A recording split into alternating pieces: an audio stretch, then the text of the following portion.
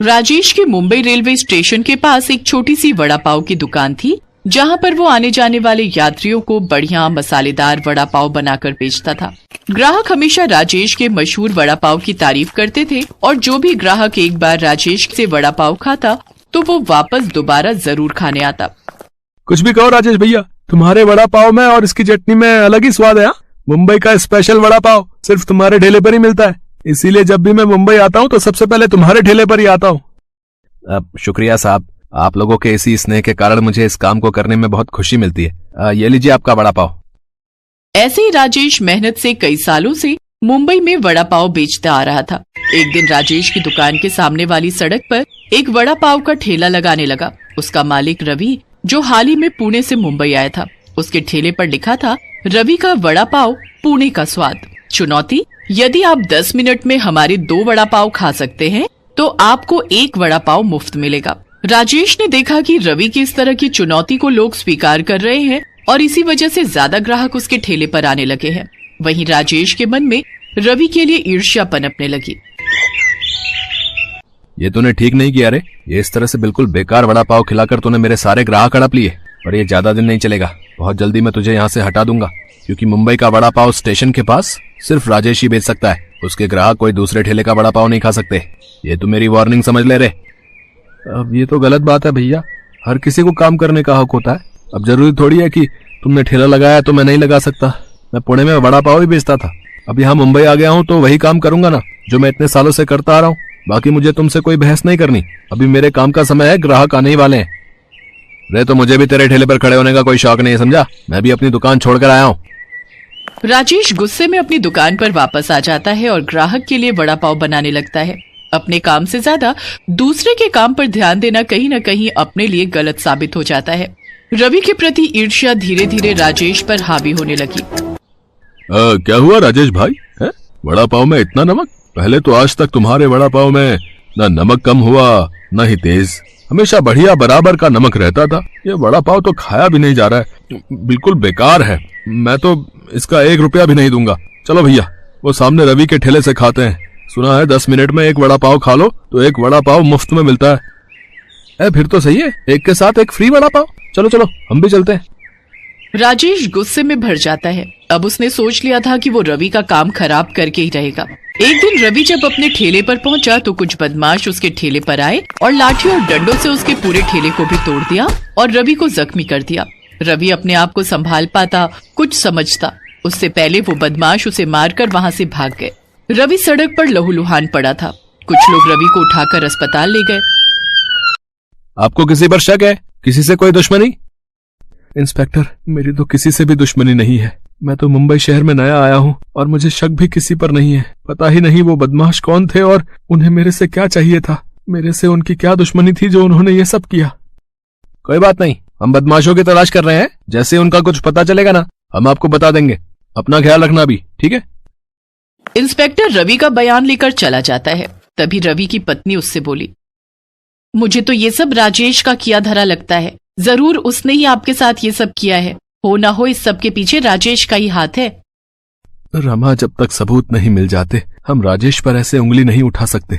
मुझे दुख तो इस बात का है कि मेरा सारा ठेला टूट गया, सब कुछ खराब हो गया। अब मैं फिर से ठेला लगाने के लिए कहाँ से पैसे लाऊंगा, कुछ समझ नहीं आ रहा। वड़ा पाव का ठेला लगाने के लिए मैंने अपना सब कुछ बेच दिया था। घर का खर्चा कैसे चलेगा, सब कैसे होगा? मुझे फिर से शुरुआत करनी होगी। अगले दिन रवि को अस्पताल से छुट्टी मिल जाती है और वो घर आ जाता है। राजेश मन ही मन बहुत खुश था कि उसने रवि का काम बंद करवा ही दिया। रवि का काम बंद हुए 15 दिन बीत चुके थे। अच्छा वाह, मैंने रवि का काम बंद करवा दिया। पिछले 15 दिन से घर पर ही बैठा है और मेरी अच्छी कमाई हो रही है। बड़ा आया था मेरा काम खराब करने। सुनो जी, डॉक्टर के पास जाने का समय हो रहा है। तुम पहले बहुत देर कर चुके हो और ये मन ही मन क्या बातें कर रहे हो? अरे शीला, अब तुम्हें डॉक्टर के पास भी जाना था। मुझे तो जरूरी काम से बाजार जाना है। एक काम करो, डॉक्टर के पास तुम होकर आओ। अगर मैं बाजार नहीं गया तो मेरा जरूरी काम रह जाएगा और डॉक्टर के पास तुम्हें समय लगेगा, ये बात तो मैं अच्छे से जानता हूँ। ठीक है, मैं चली जाती हूँ। पहले बताते तो मैं थोड़ा जल्दी निकल जाती। राजेश की पत्नी शीला मां बनने वाली थी। वो डॉक्टर के पास जाती है। वो जैसे ही सड़क पार करने लगती है, उसके सामने एक ऑटो आ जाता है। शीला बहुत जोर से गिरती है। ऑटो वाला घबरा जाता है और वहाँ से भाग जाता है। रवि डॉक्टर को दिखाने के लिए अस्पताल ही जा रहा था।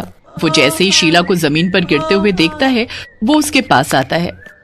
भैया भैया, मेरे बच्चे को कुछ नहीं होना चाहिए, मुझे डॉक्टर के पास जल्दी ले चलो भैया। अब घबराओ नहीं बहन, आपके बच्चे को कुछ नहीं होगा। मैं अभी डॉक्टर के पास ले चलता हूँ, चिंता मत करो। रवि बड़ी मुश्किल से शीला को लेकर हॉस्पिटल पहुंचता है। समय पर शीला को इलाज मिल जाता है। वो और उसका बच्चा सेफ थे। अब तक राजेश भी अस्पताल पहुंच चुका था। भैया, आपका बहुत बहुत शुक्रिया, आप समय पर मुझे हॉस्पिटल ले आए। सुनिए, आपको पता है इन्होंने मुझे बताया कि ये भी स्टेशन के पास वड़ा पाव का ठेला लगाते थे, पर किसी ने इनके साथ बहुत गलत किया। इनको पीटने के लिए गुंडों को भेज दिया। गुंडों ने इनके ठेले को तोड़ा, इन्हें मारा पीटा। बेचारे कितने अच्छे स्वभाव के हैं, और देखो किसी ने बिना बात की इनसे दुश्मनी निकाल ली। पता नहीं दुनिया में लोग किसी से इतनी ईर्ष्या क्यों करते हैं। कितना अच्छा स्वभाव है इन भैया का। अपनी पत्नी की बात सुनकर राजेश शर्म से अपनी नजरें झुका लेता है। रवि उस समय कुछ नहीं बोलता। रवि और राजेश कुछ देर बाद अस्पताल से बाहर आ जाते हैं। मुझे माफ कर दो रवि, मुझसे बहुत बड़ी भूल हो गई। ईर्ष्या में आकर मैं अंधा हो गया था। तुम्हारा जितना भी नुकसान हुआ है उसकी भरपाई मैं करूंगा। तुमने मेरी पत्नी की इतनी मदद की, और एक मैं हूं जिसने तुम्हारे साथ कितना गलत किया। राजेश भैया, मैं ये जानता ही नहीं था कि शीला भाभी आपकी पत्नी है। उनकी जगह कोई और औरत परेशानी में होती तो मैं उनकी भी वैसे ही मदद करता जैसे शीला भाभी की है। बाकी रही बात मेरे काम की, तो मैंने पैसों का जुगाड़ कर लिया है। मैं कुछ ही दिनों में दूसरी जगह वड़ा पाव का ठेला लगा लूंगा। पर मेरी आपसे एक विनती है, कभी भी जीवन में किसी से भी ईर्ष्या मत करना, क्योंकि ईर्ष्या मनुष्य का चरित्र और जीवन सब बर्बाद कर देती है। अच्छा, मैं चलता हूँ, अपना और भाभी जी का ख्याल रखना। रवि वहां से चला जाता है। बहुत देर तक राजेश रवि को दूर तक जाते हुए देखता रहा और अपनी पत्नी को लेकर घर आ गया। पर उसे हमेशा यही पछतावा रहा कि उसने रवि के साथ जो भी किया वो बहुत गलत था।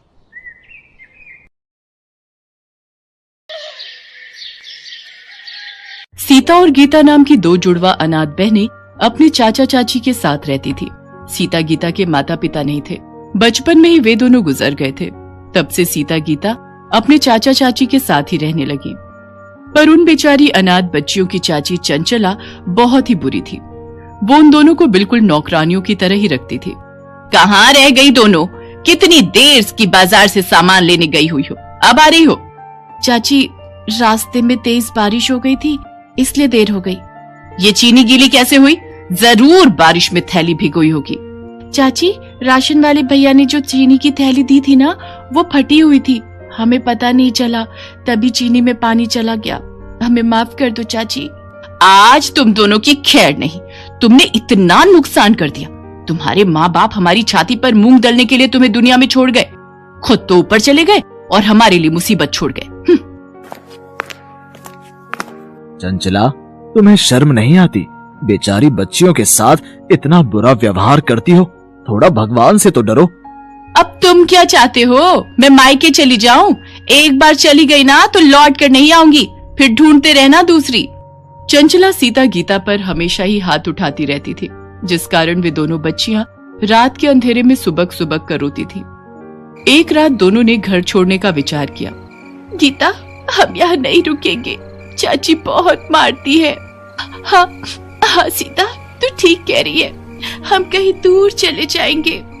सीता और गीता रात के अंधेरे में घर से निकल गई और चलते चलते एक पेड़ के पास रुक गई और उसी पेड़ के चबूतरे पर सो गई। अगली सुबह उनकी आंख खुली तो उन्होंने देखा सड़क पर लोग गुजर रहे हैं। बहुत से ठेले वाले वहां पर खड़े हैं। सीता, बहुत भूख लगी है, चल हम कुछ खाते हैं। पर गीता, हमारे पास पैसे नहीं है, बिना पैसों के हमें कोई भी खाने को कुछ नहीं देगा। एक बार पूछते हैं ना, शायद कोई दे दे। ठीक है, चला। भैया, आपके ठेले से कुछ खाने को दे दो, बहुत भूख लगी है। तुम दोनों के पास पैसे हैं? अरे देखो देखो, दोनों बहनें एक शक्ल की हैं, लगता है जुड़वा है। हाँ बिल्कुल, और लगता है दोनों अनाथ हैं। भैया, पैसे तो हमारे पास नहीं है। तो मुफ्त में तुम्हें क्या मिलेगा? पैसे लाओ तभी कुछ खाने को मिलेगा। ठेले वाला अभी दोनों को डांट ही रहा था कि तभी एक व्यक्ति वहां आता है। भीमा, इन बच्चियों को एक एक पराठा बना कर दे, मैं पैसे दे दूंगा। शुक्रिया अंकल। तुम दोनों कौन हो बेटा? अंकल मेरा नाम सीता है और ये मेरी छोटी बहन गीता। हमारी चाची हमें बहुत मारती थी, इसलिए हमने घर छोड़ दिया। तुम्हारे माता पिता कहाँ हैं बच्चों? हमारे माँ बापू नहीं है अंकल, हम बचपन से ही अपने चाचा चाची के साथ रहते हैं। अच्छा, तो ये बात है। अच्छा भीमा, तेरे पास अभी नूडल्स के कितने पैकेट बचे हैं? 20 पैकेट और दे जाओ। बच्चों आओ, तुम मेरे साथ ऑटो रिक्शा में बैठ जाओ। ऐसे अकेले घूमना तुम्हारे लिए ठीक नहीं है बेटा। सीता और गीता उस व्यक्ति के साथ ऑटो में बैठ जाती हैं। उस व्यक्ति का नाम राजेश था। वो अपनी पत्नी के साथ मिलकर घर पर नूडल्स बनाने का काम करता था और नूडल्स के पैकेट बाजार में ठेले और रेस्टोरेंट वालों को सप्लाई करता था। सीता और गीता राजेश के साथ बातें कर रही थी। तभी राजेश के सीने में दर्द उठने लगा। क्या हुआ अंकल, आप ठीक तो हो? लगता है इनके दिल में दर्द उठा है, हमें इन्हें हॉस्पिटल ले जाना पड़ेगा। तो चलो अंकल, जल्दी से इन अंकल को हॉस्पिटल ले चलो। सीता गीता ऑटो वाले के साथ राजेश को हॉस्पिटल लेकर जाती हैं। ऑटो वाला राजेश को जानता था। वो राजेश की पत्नी को फोन करता है। वो भी तुरंत हॉस्पिटल पहुंचती है। कुछ घंटों के बाद राजेश को होश आता है। राजेश को डॉक्टर हार्ट में दिक्कत बताते हैं। राजेश सीता और गीता को पत्नी से मिलवाता है। अब कैसा लग रहा है जी? मैं ठीक हूँ संध्या, चिंता मत करो। ये सब तो जीवन में चलता ही रहता है। बाकी इन बच्चियों से मिलो, ये सीता गीता है। इधर आओ बेटा। ये दोनों बच्चियां तो देखने में बिल्कुल एक सी शक्ल की हैं। तुम दोनों जुड़वा हो? जी आंटी, मेरा नाम सीता है और ये गीता। अगले दिन डॉक्टर राजेश को छुट्टी दे देते हैं, पर पूरा आराम करने के लिए कहते हैं। राजेश को अपने काम की चिंता थी। वो परेशान था कि काम कैसे होगा। संध्या, माल बनाना, ले जाना, सब दुकानों पर डिलीवरी करना, ये सारे काम कैसे होंगे? सुनो, आपकी तबीयत पहले जरूरी है। पहले ठीक हो जाओ, तब तक हम जैसे तैसे गुजारा कर ही लेंगे। अंकल आप चिंता मत करो, हम आंटी के साथ हैं। हम आपके काम को रुकने नहीं देंगे। सीता बिल्कुल ठीक कह रही है।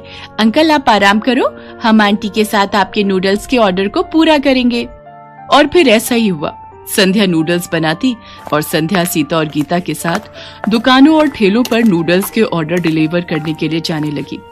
एक दिन सीता संध्या से बोली, आंटी जब हम नूडल्स के पैकेट तैयार कर सकते हैं तो क्यों ना हम अपना ही नूडल्स का एक स्टॉल खोलें। इससे कमाई ज्यादा होगी और हमारे खुद के बनाए हुए तरह तरह के नूडल्स बेचकर अच्छी कमाई कर सकते हैं हम। ये आइडिया तो हमारे दिमाग में कभी आया ही नहीं। कह तो तुम ठीक रही हो राजेश, मैं सोच रही हूँ सीता और गीता ठीक कह रही हैं। हम खुद के नूडल्स का स्टॉल खोलते हैं ना, शायद हमारी कमाई अच्छी हो जाए। ठीक है संध्या, पर बहुत मेहनत लगेगी। तुम्हें सुबह उठकर सारी तैयारी करनी पड़ेगी। स्टॉल पर सारा दिन खड़े होकर नूडल्स बेचने होंगे। क्या तुम ये कर पाओगी? मुझे बस आपका साथ चाहिए, और फिर मेरे साथ सीता और गीता जैसी इतनी प्यारी प्यारी बच्चियां भी तो हैं। और फिर संध्या ने सीता और गीता के साथ मिलकर अपने ही बनाए नूडल्स को तैयार करके बेचने के लिए एक स्टॉल किराए पर ले लिया। सीता और गीता जुड़वा बहनें थीं। लोग जब उन दोनों को स्टॉल पर संध्या के साथ नूडल्स बनाते देखते तो आश्चर्यचकित होते और वो स्पेशली उनके स्टॉल पर नूडल्स खाने जरूर आते।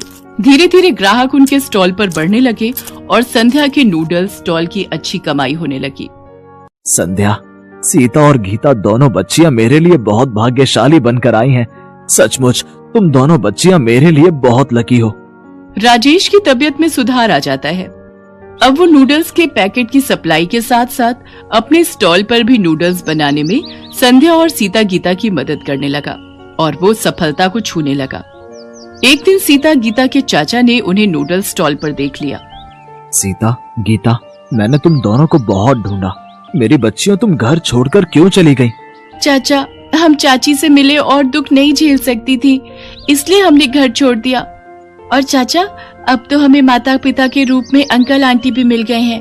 अब हम इन्हें छोड़कर कहीं नहीं जाएंगे। अब यही हमारे लिए सब कुछ है। सीता गीता की ये बात सुनकर राजेश और संध्या उन्हें गले लगा लेते हैं। आखिर उन अनाथ बच्चियों को माता पिता के रूप में राजेश और संध्या जो मिल गए थे, और फिर बच्चियों को आशीर्वाद देकर उनका चाचा आंखों में आंसू लिए चुपचाप वहां से चला जाता।